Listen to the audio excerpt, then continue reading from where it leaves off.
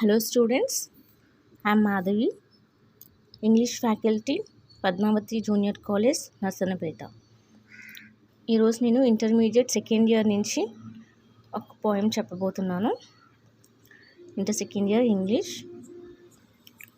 So inter second ఇయర్లోని ఇంగ్లీష్లో మనకి ప్రోస్ అండ్ పోయిటరీ రెండు కంటెంట్స్ ఉన్నాయి. ఈ రెండు కంటెంట్స్లోని అంటే గ్రామర్ పార్ట్ కూడా ఉంది.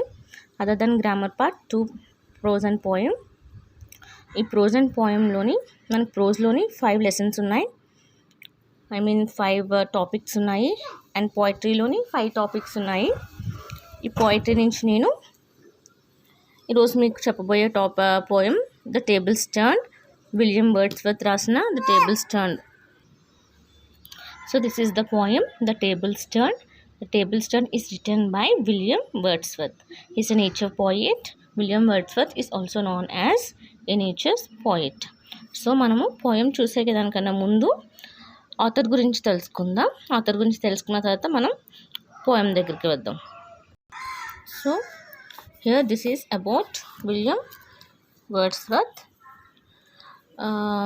William Wordsworth, about the poet William Wordsworth 1970 to 1850. So ఇతను జన్మించింది అంటే birth year 1970 and he was dead in 1850.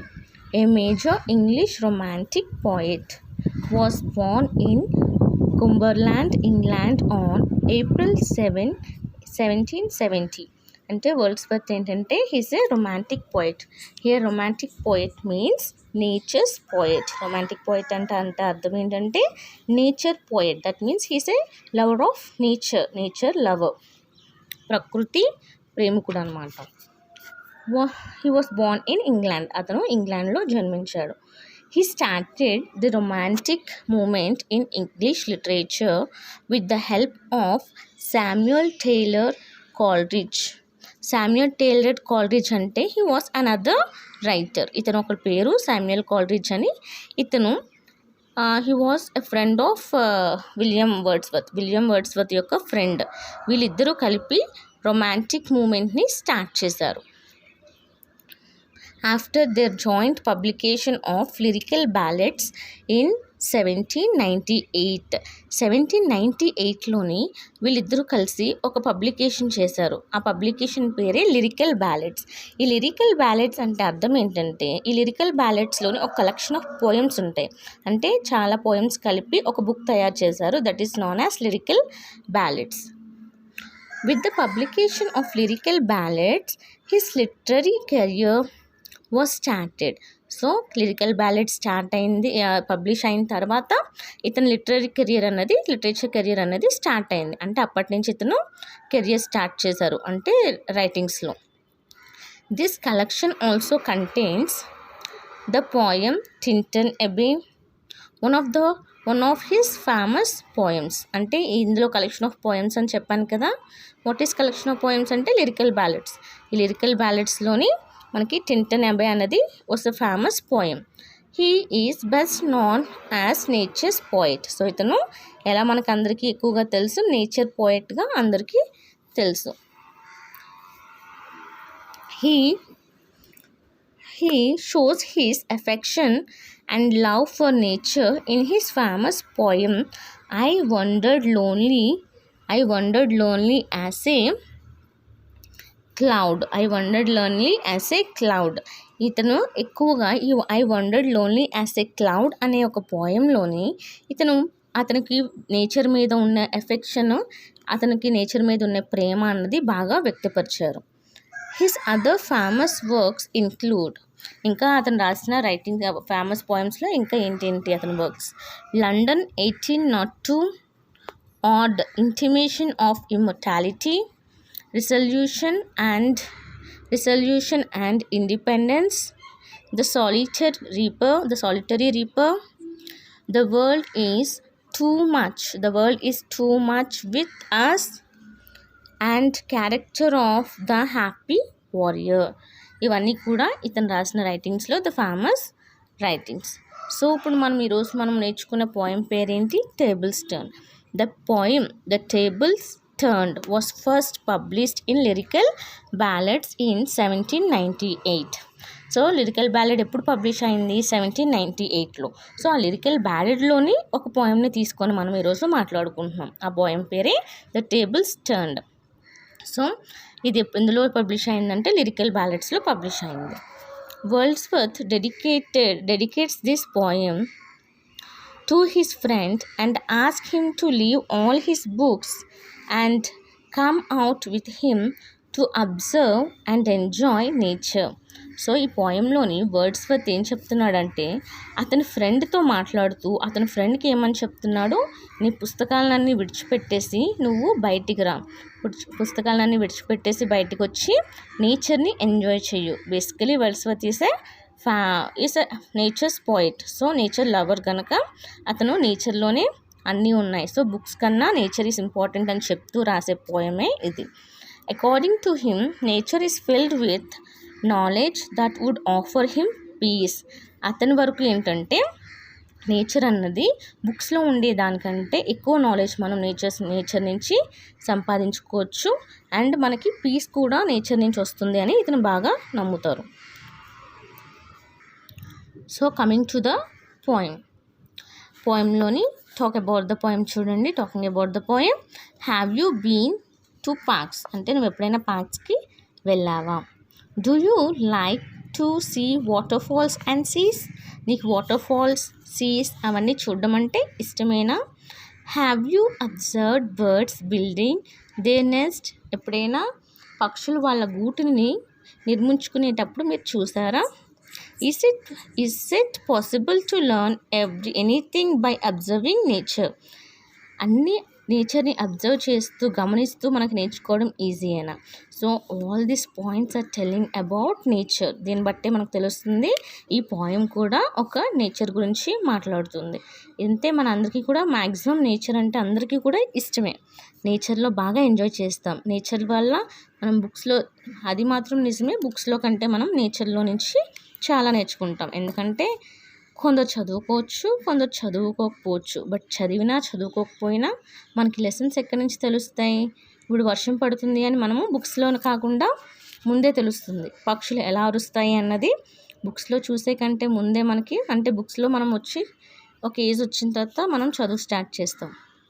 But అంతకంటే ముందే మనము నేచర్ నుంచి చాలా నేర్చుకుంటాం. చీమ తిరుగుతుంది, చీమ కరుస్తుంది, ఇలాంటివి కూడా ఎలా నేర్చుకుంటాం? అవి కూడా మనము నేచర్ నుంచే. పక్షులు ఎగురుతాయి నేచర్ నుంచి. So many things we learn many things from nature. So here the William Wordsworth is also telling many things about nature. Here he is asking his friend to leave the books and come out. Maybe his friend is a book lover. So his friend maybe used to sit with the books, and here Wordsworth is asking his friend to leave all his books and come out to the nature. So let's read the poem. So here the starting lines.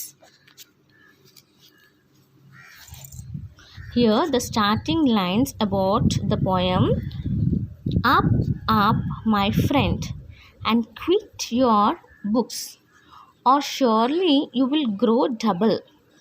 Up, up, my friend, and clear your looks.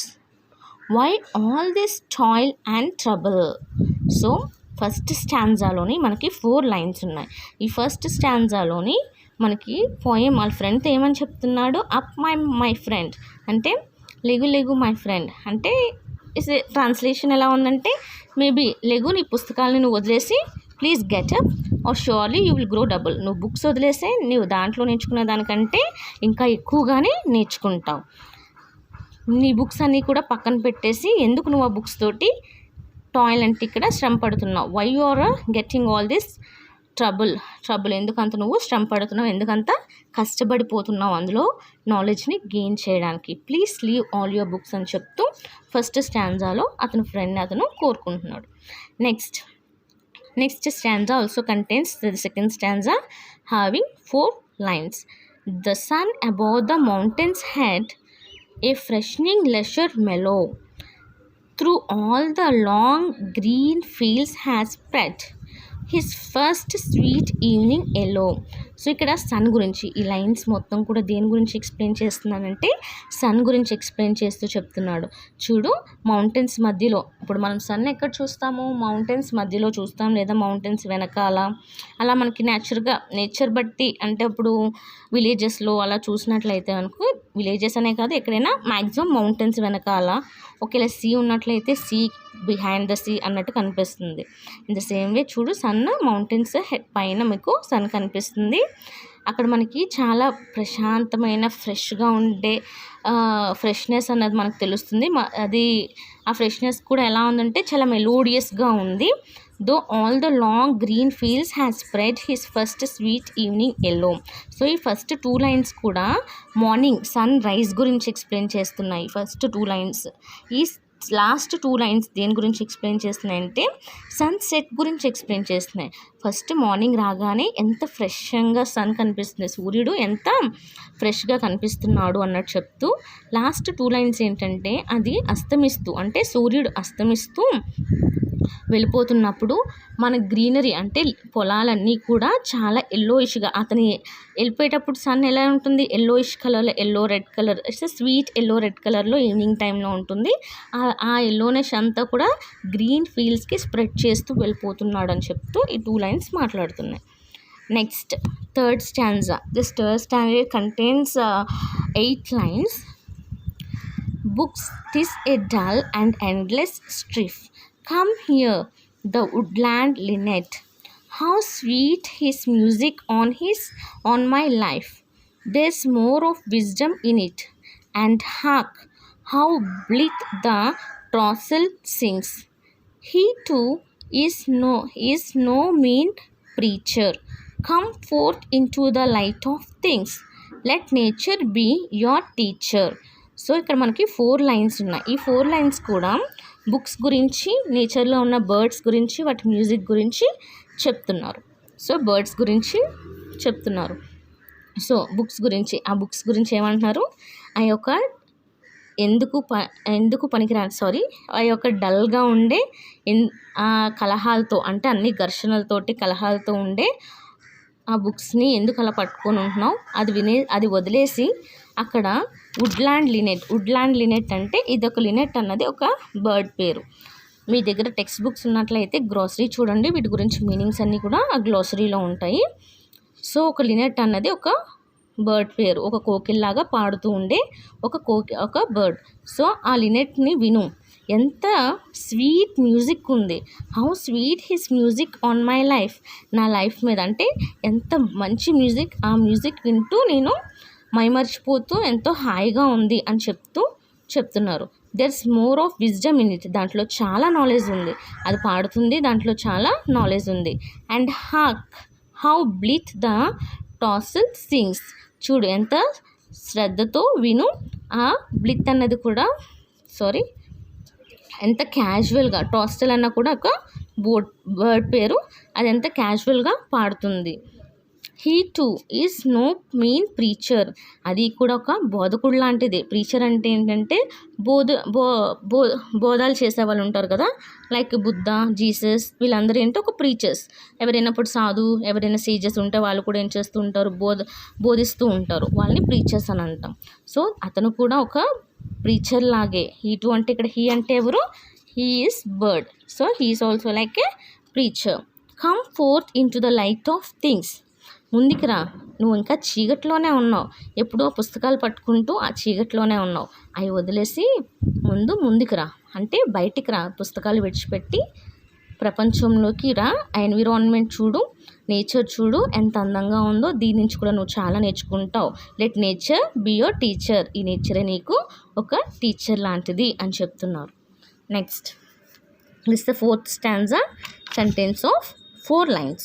Fourth స్టాంజాలో మనకి nature నుంచి health and wealth రెండు కూడా వస్తాయని చెప్తూ nature గురించి మాట్లాడుతున్నారు. She has a world of ready wealth. She అంటే ఎవరు ఇక్కడ? షీ అంటే ఇక్కడ నేచర్, తెలుసు కదా, ప్రకృతిని దేంతో దేంతో చేస్తారు? ఫీమేల్గానా మేల్గా చూస్తారా? ఫీమేల్గా. So she has a world of ready wealth. తన దగ్గర చాలా వెల్త్ ఉంది. Our minds and hearts to blush. Spontaneous wisdom breathed by health. Truth breathed by cheerfulness. So ఇక్కడ మనకి ఏమని ఎక్స్ప్లెయిన్ చేస్తున్నారు? Nature gives us so much of wealth and also it gives us health. How we will get health? Wealth ఎలా వస్తుంది? We'll get wealth in many ways, like we can get many fruits, we can get many resources through nature, and health, by health we can get peace of mind. We can get much peace of mind. ఎవరికైనా health బాగోలేని టైంలో అయినా సరే ఎలా కోరుకుంటారు? Fresh air కావాలని, లేదా ఏదైనా peacefulness కోసం ఎక్కడికైనా వెళ్ళాలని, ఏదైనా నేచర్లో ఎంజాయ్ చేస్తే ఆ పీస్ ఆఫ్ మైండ్ దొరుకుతుందని ఆలోచిస్తారు. In the same way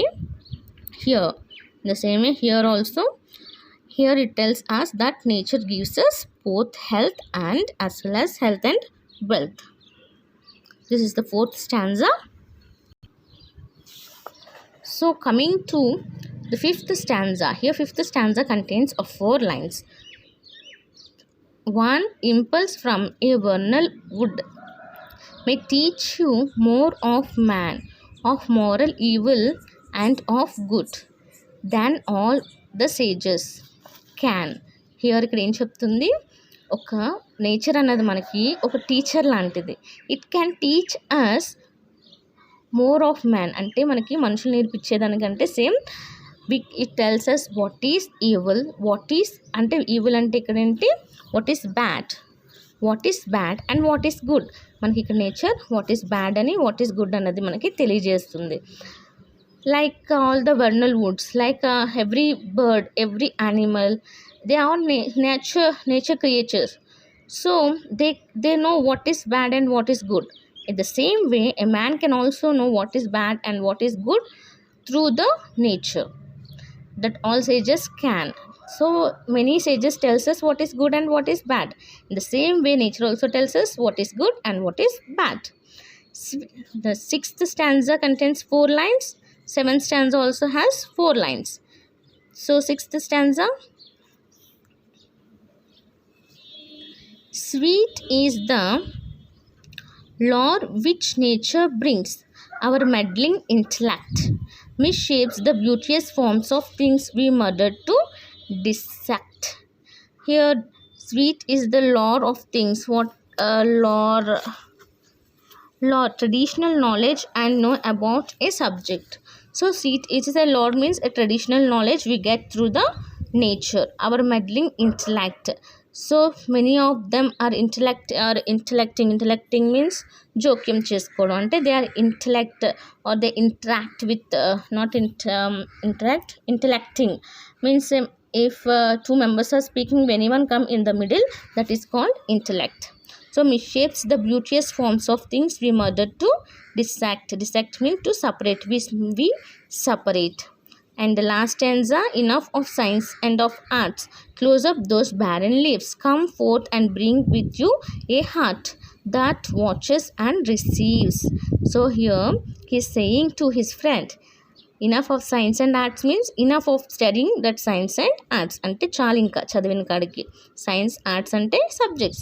So stop studying those subjects, close up those barren leaves. ఇక్కడ barren leaves అని దేన్ని అంటున్నారంటే పుస్తకాల్లో ఉండే పేజెస్ని. ఇక్కడ లీవ్స్ని దేంతో పోలుస్తున్నారు? లీవ్స్ అంటే పేజెస్, బ్యారన్ అంటే ఇన్క్యాపబుల్, ఎందుకు పనికిరాని అని అర్థం. So close up those barren leaves, come fourth and bring with you A heart. ముందుకు రా, నీతో పాటు ఒక మనసుని, ఒక స్వచ్ఛమైన మనసుని తీసుకొని వచ్చి నీ హార్ట్తో చూడు. నీ మనసుతో చూస్తే you can feel the beauty of nature that watches and receives. So with that heart you have to watch the nature and you have to receive the knowledge from the nature అన్నది last లైన్లో మనకి చెప్తున్నారు. You have to receive the nature and you have to watch the nature. This is all about the nature. So table turn poem written by William Wordsworth. Here try to answer this one word answers, 1 or 2 line answers.